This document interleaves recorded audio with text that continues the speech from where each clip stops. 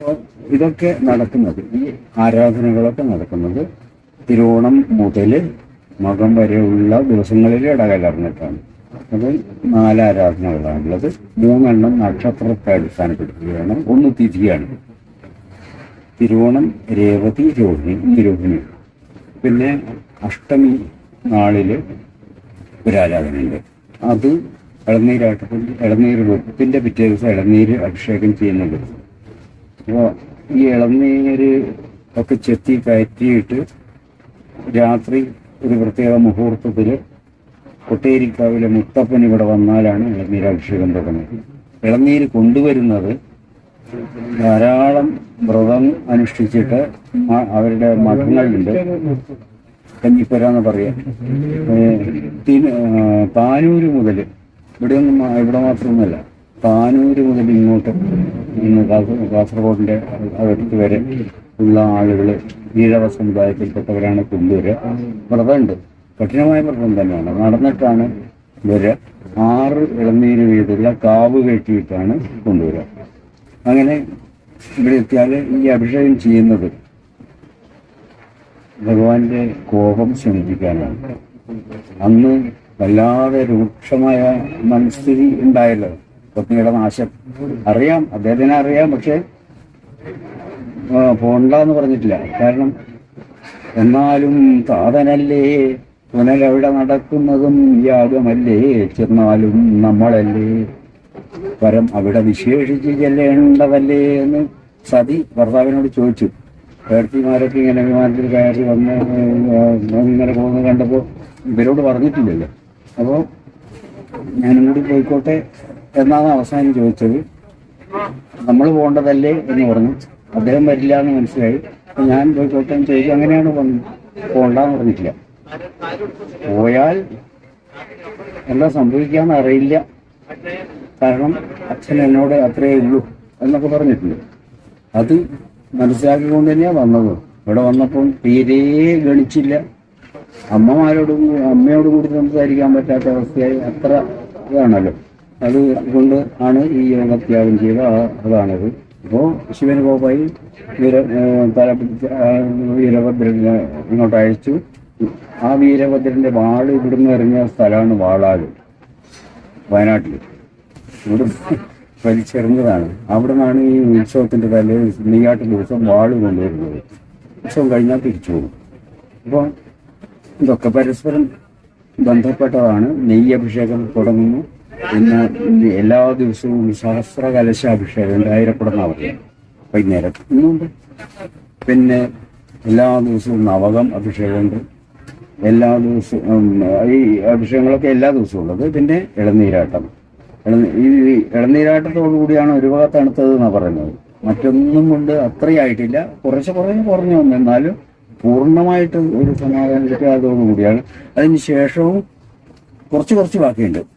അതിനെ സാന്ത്വനപ്പെടുത്താനാണ്, അദ്ദേഹത്തിന് മനസ്സിന് ഒരു സ്വസ്ഥത ഉണ്ടാക്കാനാണ് വിഷ്ണു ഭഗവാൻ വന്നിട്ട് ആലിംഗനം ചെയ്യുന്നത്. അദ്ദേഹം അനവധി നേരം പുഷ്പാഞ്ജലിയുണ്ട്, ഒരുപാട് മന്ത്രങ്ങൾ. അത് ഒക്കെ കഴിഞ്ഞ് കുറേ നേരം ഇങ്ങനെ കെട്ടിപ്പിടിച്ച് കിടക്കും. അതാണ് ആലിംഗന പുഷ്പാഞ്ജലി എന്ന് പറയുന്നത്. കുറുമാത്തൂരും നായ്ക്കര്, ഈ തലപ്പറമ്പ് ദേശത്തിന്റെ മേധാവി. അപ്പോൾ ശിവന്റെ കോപം തണുപ്പിക്കാനുള്ളതാണ് ഇതൊക്കെ. പിന്നെ ഇവിടുത്തെ പ്രത്യേകത എന്താണെന്ന് വെച്ചാൽ എല്ലാം പ്രകൃതിയിലുള്ള സാധനങ്ങൾ കൊണ്ടാണ്. ഈ വലയും ഒക്കെ പറഞ്ഞില്ലേ.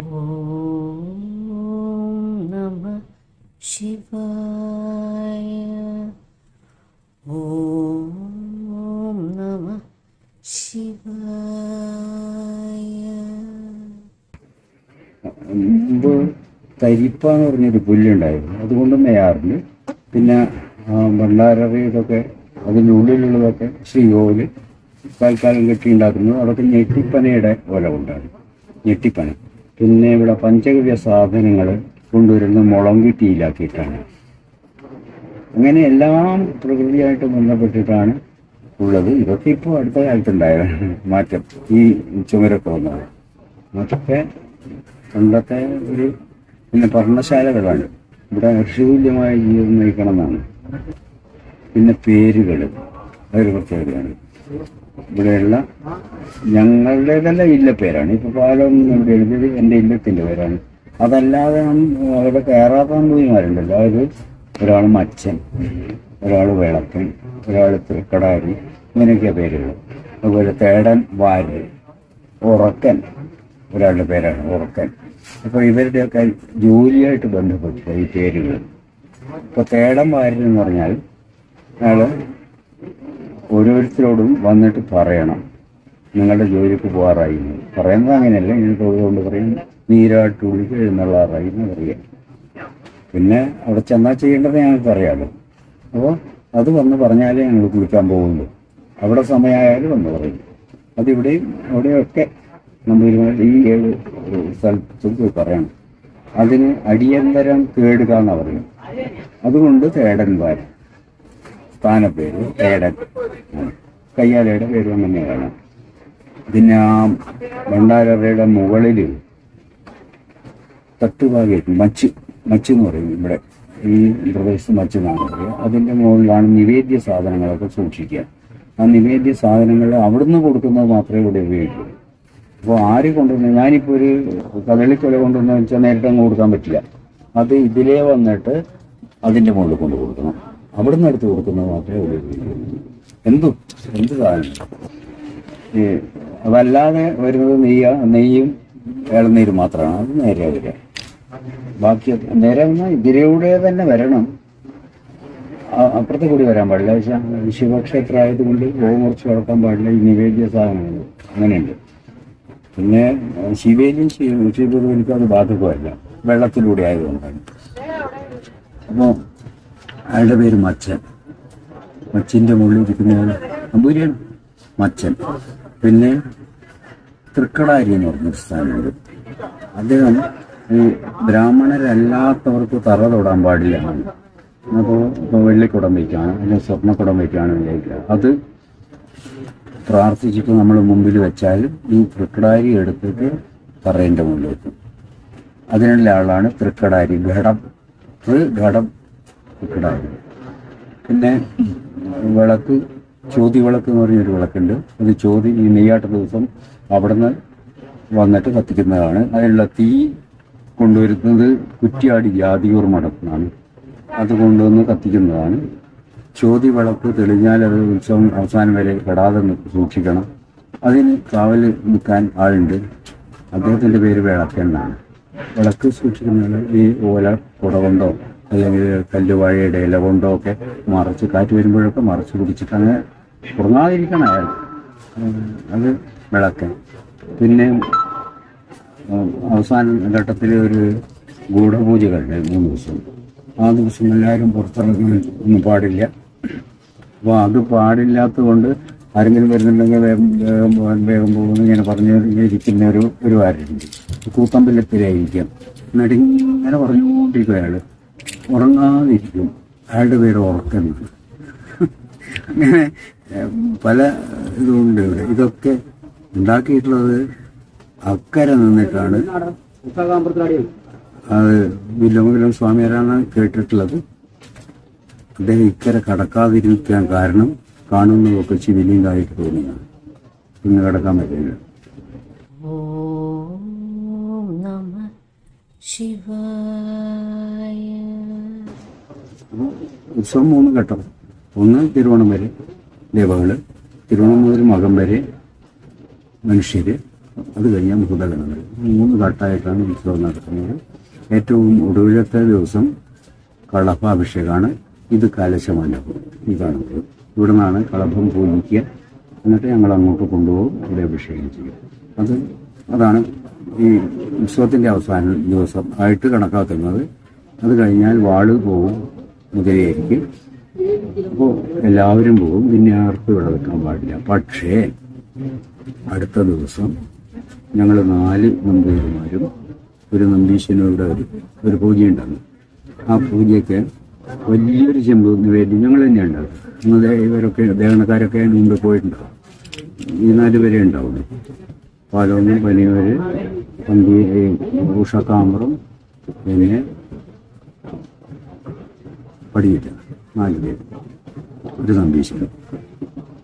ഈ വലിയ ചെമ്പ് ചോറ് കുറച്ച് ഞങ്ങൾക്ക് അന്ന് ഭക്ഷിക്കാനുള്ളത് മാത്രം എടുത്തു വെച്ചിട്ട് ബാക്കി മുഴുവനും ഈ കുറിച്ചിയർക്ക് കൊടുക്കും. 2 പേര് പഴമുണ്ട്, അത് അവർക്ക് കൊടുക്കും. എന്നിട്ട് അവരെ ഏൽപ്പിച്ചിട്ടാണ് ഞങ്ങൾ പോകുന്നത്. അതിനു മുമ്പേ ഈ പൂജ കഴിഞ്ഞാൽ പിന്നെ അഷ്ടബന്ധം കൊണ്ട് മൂടും. അഷ്ടബന്ധം എന്ന് പറഞ്ഞാൽ ഒരു പ്രത്യേക സ്ഥലത്ത് നിന്ന് എടുക്കുന്ന മണ്ണാണ്. അതെടുക്കാൻ നമ്പൂതിരിമാർ തന്നെ വേണം. ഗോപ്യമായ സ്ഥലമാണ്, എല്ലാവർക്കും ഒന്നും അറിയില്ല. ഇവിടെയുള്ള ഞങ്ങൾക്കേ അറിയുള്ളൂ. അവിടെ നീരുറവയുണ്ട്, ഔഷധ സസ്യങ്ങളൊക്കെ ഉണ്ട്. അപ്പോൾ ഔഷധ വീര്യമുള്ള മണ്ണാണ്. അതിങ്ങനെ ഉരുട്ടി കൊണ്ടുവച്ചിട്ടുണ്ടാവില്ല 2 ദിവസം മുമ്പേ, അല്ലെങ്കിൽ അരിഞ്ഞു പോകില്ല. അത് ഉരുളയോടുകൂടി അതിൻ്റെ അകത്തിട്ട് നിറച്ച് കൊണ്ടുവന്ന് മൂടി അതിൻ്റെ മുകളിൽ കുറേ ശിലകളും വെച്ചിട്ട് എല്ലാം കഴുകിപ്പോകും. അങ്ങനെ സംരക്ഷിച്ചിട്ട് ആണ് ഇവരെ ഏൽപ്പിച്ചിട്ടാണ് ഞങ്ങൾ പോവുക. അതിന് വറ്റടി എന്നാണ് പറയുക, ഈ കലശാട്ടിൻ്റെ പ്രത്യേകത. പിന്നെ ആർക്കും ഇങ്ങോട്ട് പ്രവേശനമില്ല. ഇവർക്ക് വരാം, കുറിച്യർക്ക് വരാം. അവർ ഈ പ്രകൃതിയായിട്ട് ബന്ധപ്പെട്ട ആളുകളാണ്. അപ്പോൾ അവിടെ ഒരു ആല് കാണുന്നില്ലേ, പടർന്ന് പന്തലിച്ച ആലായിരുന്നു. പക്ഷേ ഈ പാരസൈറ്റ് വിത്തിക്കള്ളി പടർന്നിട്ട് കംപ്ലീറ്റ് പോയതായിരുന്നു. ഒരെല്ലാം മാത്രമേ ഉണ്ടായിരുന്നു 2 കൊല്ലം മുമ്പ്. അപ്പോൾ ഈ ഒറ്റപ്പിലാൻ എന്ന് പറഞ്ഞൊരു സൈനികരുണ്ട്, അയാളെ ഇവിടെ വിളിച്ചിട്ട് ഞാൻ പറഞ്ഞു ഞങ്ങൾ പോയി കഴിഞ്ഞാൽ കയറാലോ, അവർക്ക് കയറാലോ, അതിൻ്റെ ആ ഇത്തിക്കണ്ണി പറിച്ച് കളഞ്ഞിട്ട് പിന്നെ അത് ഉണ്ടാവില്ല, നശിച്ചു പോകും എന്ന് പറഞ്ഞിട്ട് അയാളെ ഏൽപ്പിച്ചിട്ട് അയാൾ ചെയ്തു. ആ ഒരു കൊമ്പ്, വലിയ കൊമ്പുണ്ടായിരുന്നു, അത് മുഴുവൻ ഉണങ്ങിപ്പോയിട്ടുണ്ടായിരുന്നു. അയാൾ മുറിച്ച് മാറ്റി. അതിന് ശേഷമാണ് ഇപ്പോൾ 2 ചെറിയ വന്നിട്ടുള്ളത്. നന്നാവായിരിക്കും. ഓം നമഃ ശിവായ. ഇങ്ങനെയാണ് ഇവിടുത്തെ ഉത്സവത്തിൻ്റെ രീതി. പിന്നെ ഓടപ്പൂ അത് ഭൃഗുവിൻ്റെ താടി പറിച്ച് എറിഞ്ഞതാണെന്നാണ് പറയുന്നത്. ഇവിടെ മാത്രമേ ഉണ്ടാവുള്ളൂ കേട്ടോ. ഈ അതാണ്, അത് കല്ലുകൊണ്ട് മുട്ടിയിട്ട് ചീകിയെടുത്തിട്ടാണ് അത് മറിച്ചിടുക. അതാണ് ഓടപ്പൂ. ഓം നമഃ ശിവായ. ഓം നമഃ ശിവായ. ഓം നമഃ ശിവായ. ഓം നമഃ ശിവായ. ഓം നമഃ ശിവായ. ഓം നമഃ ശിവായ. ഓം നമഃ ശിവായ. എല്ലാം പ്രകൃതിയായിട്ട് ബന്ധപ്പെട്ടത്. വേറെ എന്തെങ്കിലും സംശയം ഉണ്ടെങ്കിൽ ചോദിക്കാൻ പറയാം.